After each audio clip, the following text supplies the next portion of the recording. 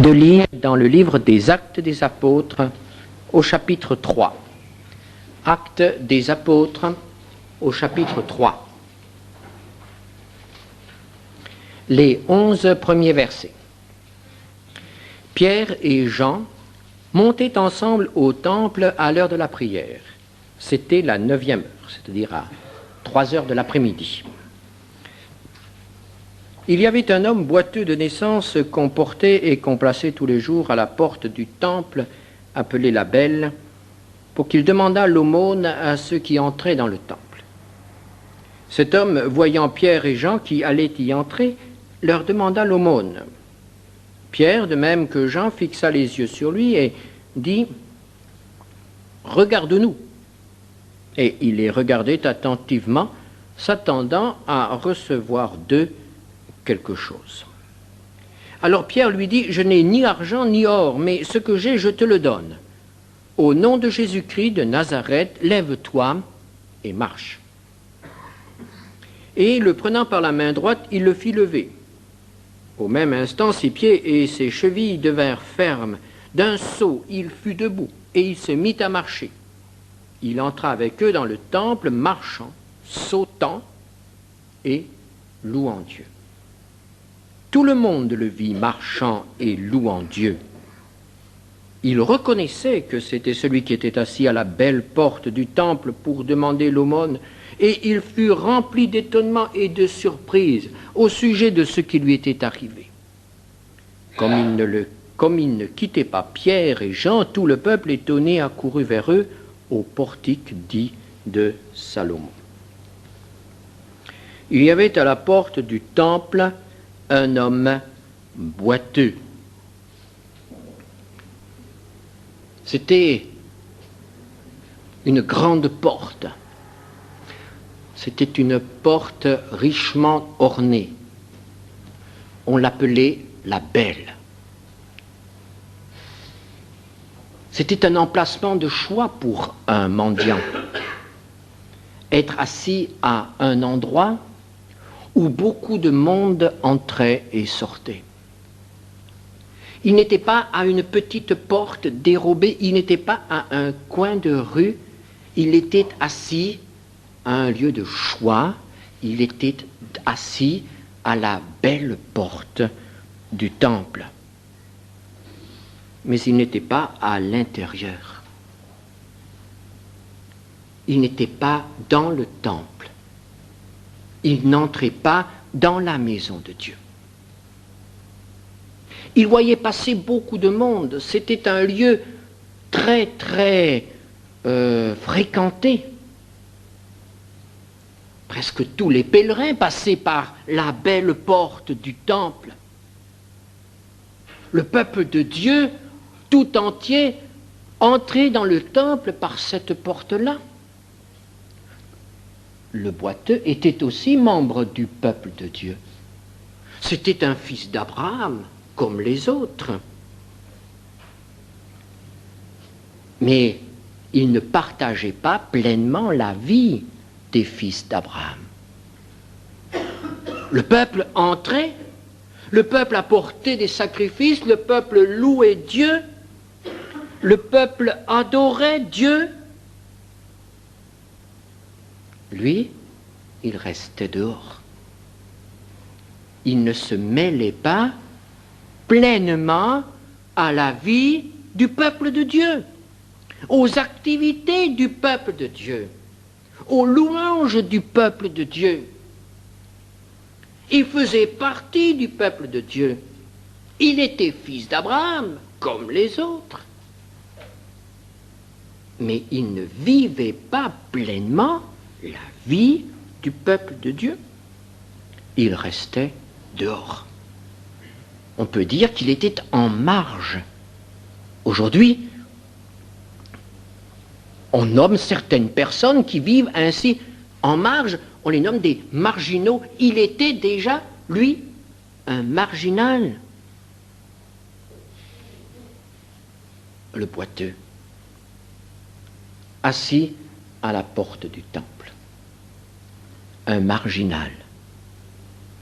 Tout près du temple, au plus bel endroit, la plus belle porte, le meilleur accès, l'accès le plus célèbre, mais marginal, dehors. Est-ce qu'il y a aussi des chrétiens marginaux? Ils font partie du peuple du Seigneur. Ils l'ont accepté comme leur sauveur et Seigneur. Ils ont reconnu que Jésus de Nazareth est le Fils de Dieu qui est mort pour eux sur la croix. Et il y a eu un moment dans leur vie où ils ont vécu ce que nous appelons la conversion. Et ils ont reçu l'Esprit de Dieu, le même Esprit qui est donné à tous les enfants de Dieu, sans exception, le Saint-Esprit. Ils ont reçu ce Saint-Esprit. Le Saint-Esprit leur a donné la vie nouvelle, les a intégrés au peuple de Dieu. Ils font partie de l'ensemble des rachetés. Mais ils restent en marge. Ils ne participent pas pleinement. Ils se contentent d'une place sur le seuil de la porte. Bien sûr, ils connaissent très bien ce psaume 84, où le psalmiste dit au verset 11, « Je préfère être assis sur le seuil de la maison de l'Éternel que d'habiter parmi les tentes des méchants. » Certes, ils disent il vaut mieux être sur le seuil que sous les tentes des méchants. Et ils ont raison. Ils ne sont plus sous les tentes des méchants. Ils ne sont plus parmi les rebelles. Ils ont accepté Christ comme leur sauveur. Ils font partie du peuple de Dieu. Mais ils se contentent d'être là, sur le seuil. Alors, là, à la porte de la maison de Dieu, ils sont obligés de vivre de ce que les autres leur donnent. Ce mendiant était là et il attendait. Il n'était pas là pour adorer. Il n'était pas là pour contempler la beauté de cette porte. Il était là pour tendre la main. Il était là pour vivre de ce que les autres voulaient bien lui donner. Et c'est ainsi que beaucoup de rachetés du Seigneur vivent de ce que les autres veulent bien leur donner. De leur prière, de leur affection, de leurs paroles d'encouragement, de leurs paroles d'exhortation, de réconfort, de consolation. Ils recueillent les miettes des bons repas spirituels que font ceux qui connaissent la parole de Dieu, qui l'étudient et qui s'enrichissent. Ils attendent d'écouter. Ils guettent telle ou telle explication de la parole du Seigneur qui leur fera de nouveau du bien et qui leur permettra de vivre quelques heures. Tellement dépendants. Ils vivent de ce que les autres leur donnent. Ils vivent de la vie spirituelle des autres. Entièrement dépendants des autres.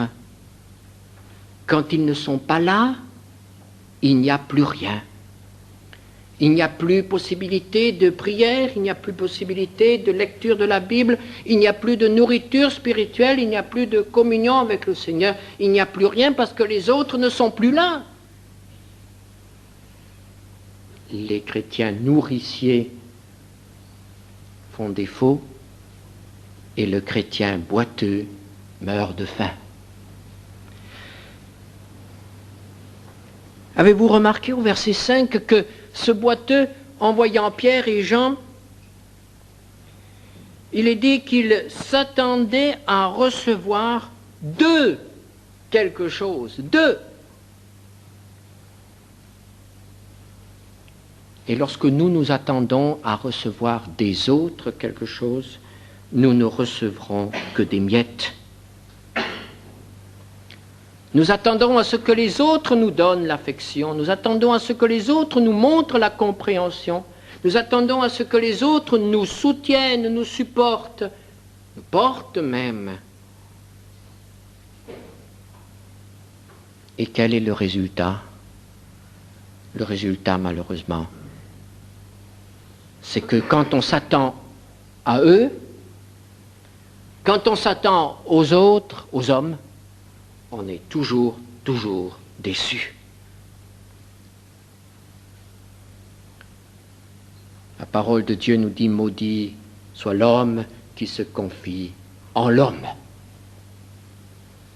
Malheur aux chrétiens dont la vie spirituelle dépend seulement de ce que les autres lui donnent, de la vie spirituelle du conjoint, de la vie spirituelle des parents, de la vie spirituelle d'une église, d'un groupe de jeunes, d'un groupe de prière ou d'amis chrétiens. Ce sera toujours insuffisant, ce sera toujours insatisfaisant, décevant, des miettes.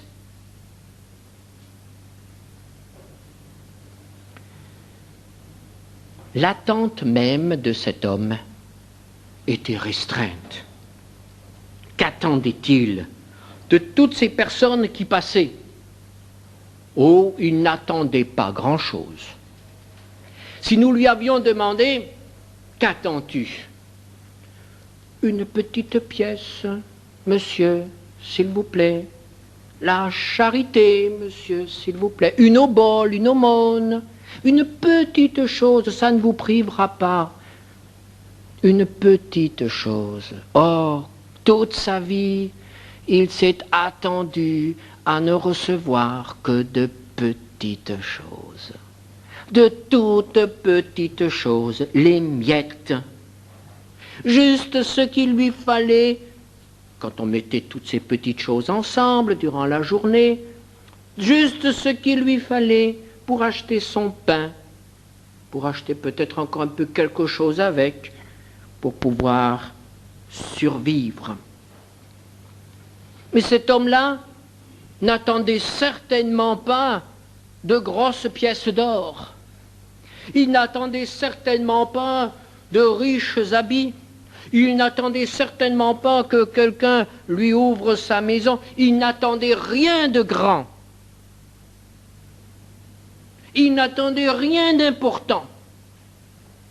Il n'attendait rien qui eût pu transformer sa vie, bouleverser sa situation, faire de lui un homme nouveau.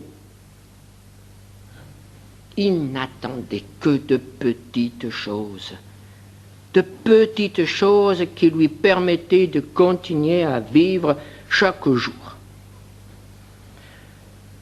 Ah, comme souvent nous nous contentons, nous, de petites choses. Nous n'attendons que de pouvoir vivre la journée. Nous n'attendons rien de grand, rien d'important, rien qui puisse bouleverser notre vie, qui puisse changer notre situation.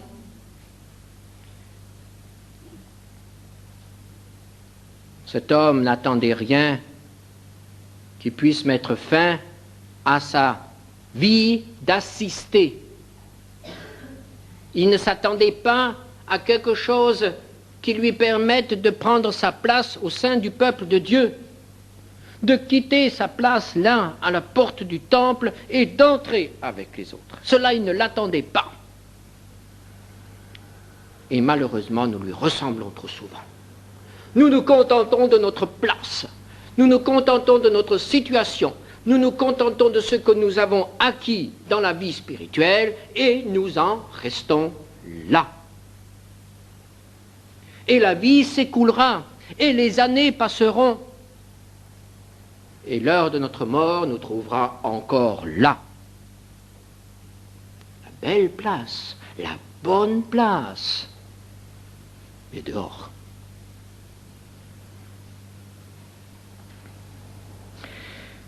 En ce début d'année d'activité, quelle est notre attente?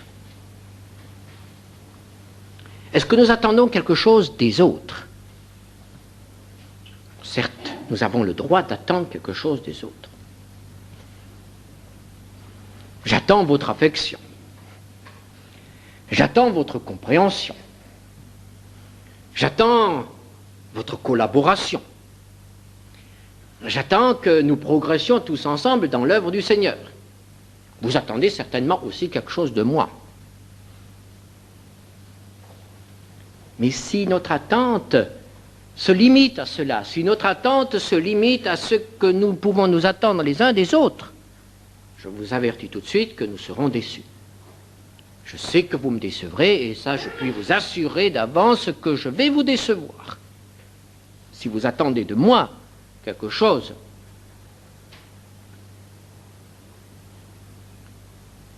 qu'attendons-nous? De qui attendons-nous? Si nous attendons du Seigneur quelque chose, alors ça sera différent.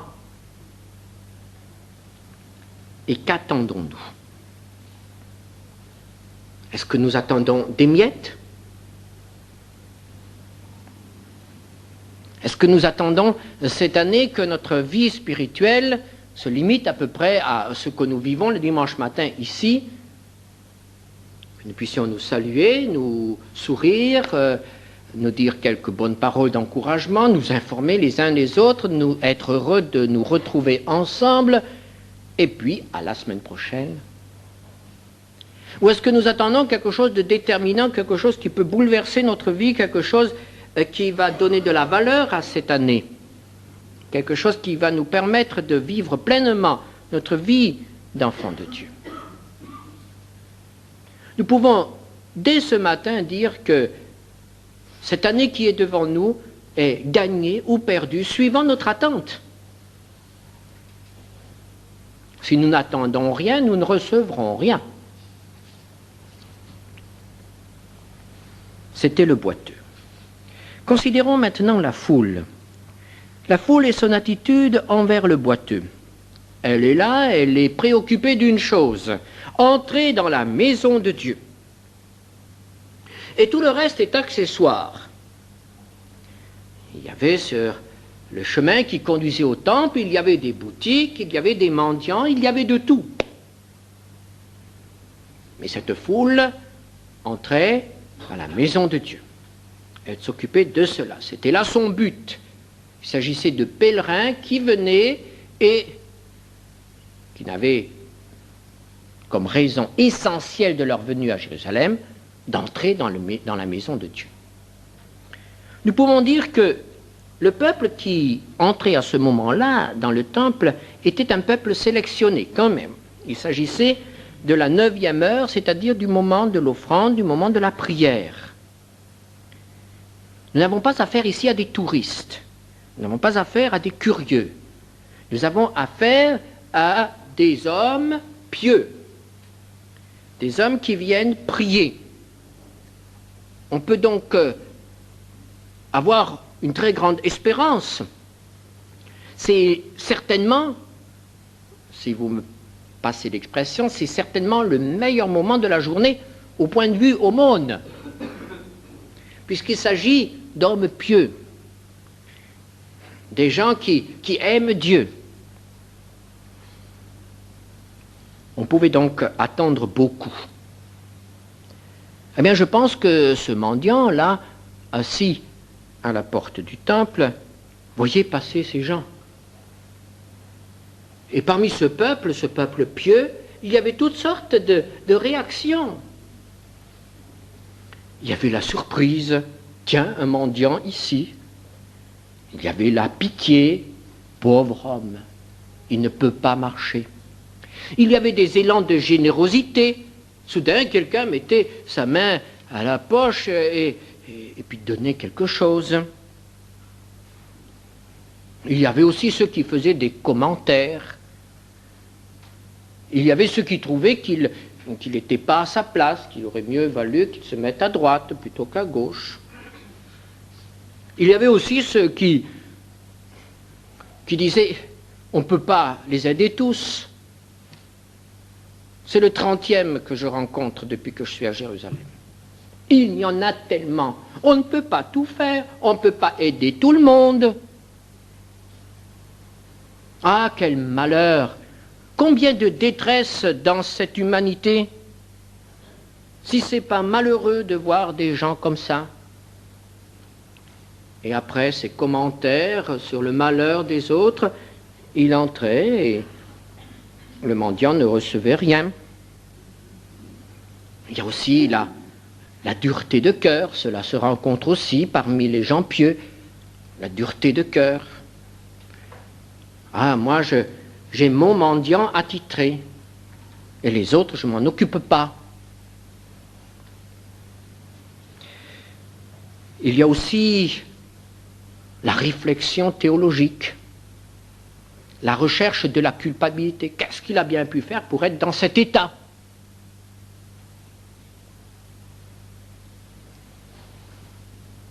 Qui a péché? Est-ce cet homme ou ses parents ont demandé les disciples à Jésus au sujet de l'aveugle-né? Qui a péché? Qu'est-ce qu'il a pu faire pour être dans cette détresse, pour être dans cette situation-là? Qu'est-ce qu'il a pu faire? Qu'est-ce que ses parents ont pu faire comme erreur? Des discussions sur la culpabilité. Est-ce que très souvent nous ne leur ressemblons pas à ces gens qui entrent dans le temple? Et je pense à tous ceux que nous côtoyons. Oh, il ne s'agit pas des boiteux physiques, il s'agit des autres boiteux. De tous ceux qui n'entrent pas dans la maison de Dieu, de tous ceux qui ne rencontrent pas le Seigneur, de ceux qui sont assis dehors. Est-ce que très souvent, nous ne disons pas « il y en a tellement ». Je racontais encore, il y a quelques semaines, à des étudiants à Beatenberg, quelle était notre réaction après les 2 années d'études. À cette époque-là, on ne pouvait guère circuler, on n'avait pas d'argent, ce qui fait que quand on rentrait dans cette école, on n'en sortait pratiquement qu'à la fin des études. Et comme c'est dans un petit village, quand même, à cette époque-là, il n'y avait pas encore autant de touristes que maintenant, ce qui fait qu'on n'avait pas souvent l'occasion de rencontrer des inconvertis. Ça semble bizarre, n'est-ce pas? Alors, après avoir étudié pendant 2 années la parole de Dieu, après avoir réfléchi comment est-ce qu'on peut évangéliser les gens, je vous assure que quand on rencontrait un inconverti, on s'en occupait. C'était une aubaine. Je me souviens d'avoir évangélisé toute la nuit quelqu'un dans le train qui m'amenait à Marseille et de l'avoir converti. Moi. Ce qui s'est vraiment passé, je l'ignore, j'en frémis même. Et voyez-vous, nous étions gonflés à bloc. Nous étions zélés.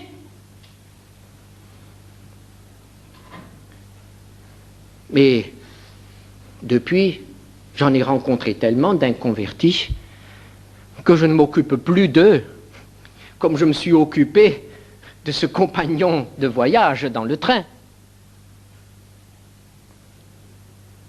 Et je crois que c'est cela aussi notre problème. Au début de notre marche avec le Seigneur, quand nous avons l'occasion de rendre témoignage, eh bien, nous le faisons de tout notre cœur. Nous nous en occupons. Il y a là un zèle. Puis vient l'habitude. Puis vient la résignation. Ça ne sert à rien. Ils n'écoutent pas. On n'arrive pas avec eux.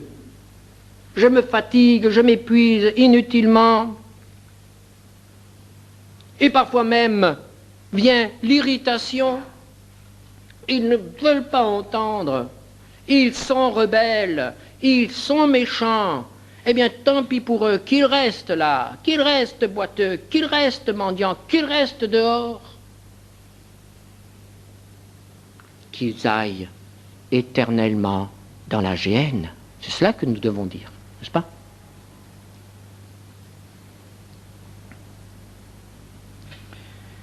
Et puis, il faut dire que quand même nous faisons quelque chose. Faisons quelque chose. Là, ces gens qui entraient dans le temple donnaient des aumônes. Et alors, de temps à autre, nous donnons aussi des traités. De temps à autre, une fois par an, à l'approche de Nouvel An, nous donnons un calendrier. De temps à autre, nous donnons une invitation pour une réunion. De temps à autre, nous donnons un témoignage. De temps à autre, nous donnons quelque chose. Nous donnons. Nous faisons. Nous apportons quelque chose. Mais le boiteux reste boiteux. Le mendiant reste mendiant. Et celui qui est assis à la porte du temple n'entre pas dans le temple. Nous entrons dans le temple. Nous entrons dans la maison du Père. Mais lui reste dehors. Parce que nous ne donnons pas ce qui est déterminant, ce qui peut changer la vie de cet homme. Des centaines, des milliers de gens pieux ont donné leur obole à ce boiteux depuis qu'il était assis là. Mais il n'y en a que 2 qui ont donné quelque chose, qui ont transformé la vie de cet homme. C'était Pierre et Jean. Rien que. Oui, rien que. Pierre et Jean. Pierre, l'apôtre, impétueux, actif, toujours prêt à faire quelque chose. Et Jean, l'apôtre de l'amour, l'apôtre de la foi. Oui. 2 hommes, 2 apôtres, on pourrait dire 2 spécialistes, 2 hommes qui avaient des dons spirituels. Et quand ils allaient quelque part, quand Pierre parlait, 3000 personnes prenaient une décision. Ah, et Jean, qui était couché sur la poitrine de Jésus. Oui. Mais voyez-vous, nous ne sommes ni Pierre ni Jean. Nous n'avons pas de don. Nous ne pouvons donc rien faire. Absolument rien faire, il vaut mieux rester dans la foule anonyme et continuer à donner notre obole. Et nous savons très bien qu'il restera dehors. Voyons un peu ce qui a fait la différence entre ces 2 hommes, Pierre et Jean, et tous les autres qui rentraient. Bien sûr, la différence, c'est qu'ils connaissaient le Seigneur. La différence, c'est que il savait qu'au nom du Seigneur, cet homme pouvait être guéri. Tout cela est vrai. Mais regardons de plus près. Regardons de plus près, et notamment le verset 4. Pierre, de même que Jean, fixa les yeux sur lui. Et vous remarquerez que dans ce verset, il est question des yeux, du regard. Un peu plus loin, toujours dans le verset 4, il dit « Regarde-nous ». Voyez-vous, cet homme ne les regardait même pas, il regardait à la main. Et il voyait que la main était toujours vide.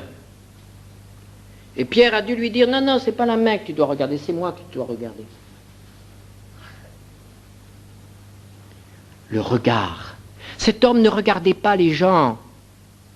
Ne cherchez pas à rencontrer leur regard, de toute façon, les gens ne l'auraient pas regardé. Qu'est-ce qui a fait la différence dans ce contact? C'est qu'il y a eu un contact humain. Pierre était prêt à regarder cet homme, à s'arrêter, à le regarder, à chercher à rencontrer son regard. Et quand 2 hommes se regardent, il se passe quelque chose. Quand on se regarde vraiment, on ne peut pas être un étranger quand on s'est regardé vraiment dans les yeux. Regarde-nous. Et le résultat, au verset 5, il les regardait attentivement. Ah, il s'est passé quelque chose. Cet homme les regarde attentivement. Qu'est-ce qui s'est passé? Pierre et Jean étaient prêts à s'arrêter. Pierre et Jean étaient prêts à se laisser interpeller. Pierre et Jean étaient prêts à s'impliquer. Quand on se regarde dans les yeux, on est prêt à se donner aussi. Et effectivement, le résultat, je n'ai ni argent ni or. Ce que tu attends de moi, je ne peux pas te le donner. Mais ce que j'ai, je te le donne. Et ce qu'il avait à donner était bien plus important, bien plus grand que tout l'argent et l'or qu'on aurait pu donner à cet homme. Et il lui parle de Jésus-Christ. Au nom de Jésus-Christ de Nazareth. Jésus, le Messie, c'est la signification du mot Jésus-Christ, Jésus, le Messie de Nazareth. Et quand on prononçait le mot Messie, le juif pieux savait qu'il s'agissait du Sauveur promis par Dieu. Au nom de Jésus, le Messie de Nazareth. Et alors vient l'ordre, lève-toi et marche. Moi je n'ai rien, mais Jésus-Christ a tout.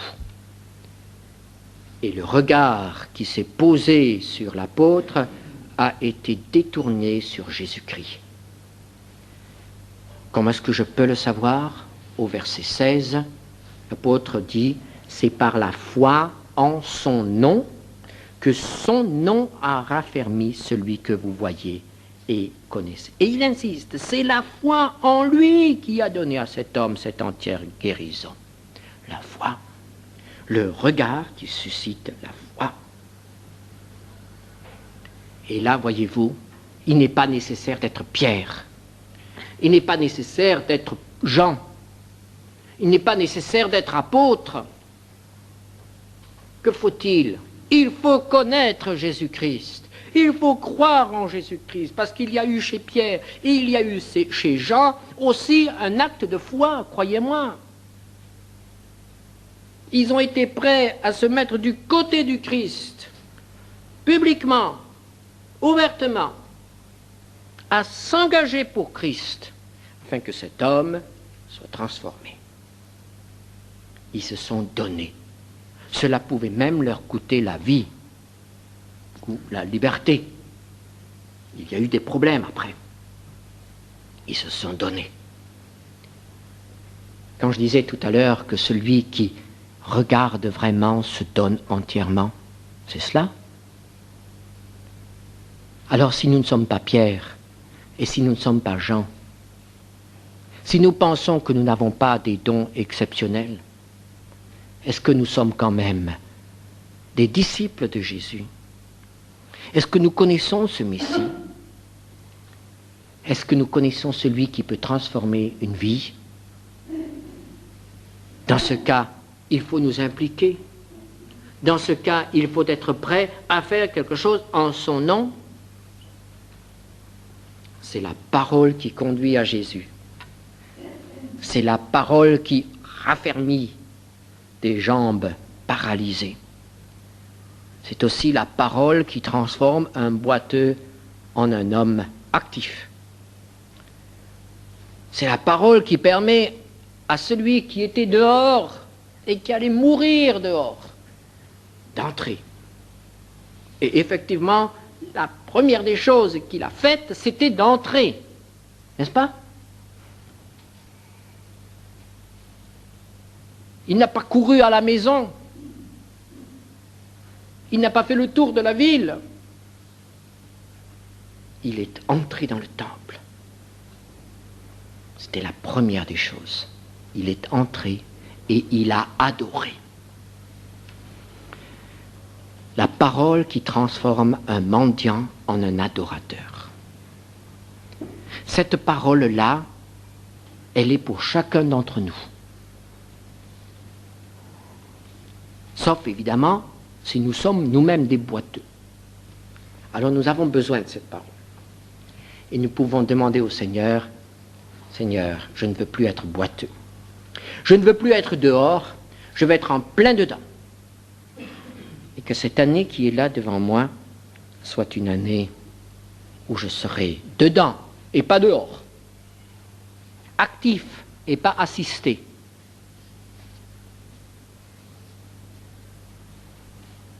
Et si nous sommes dedans, si nous sommes de ceux qui connaissent le Seigneur,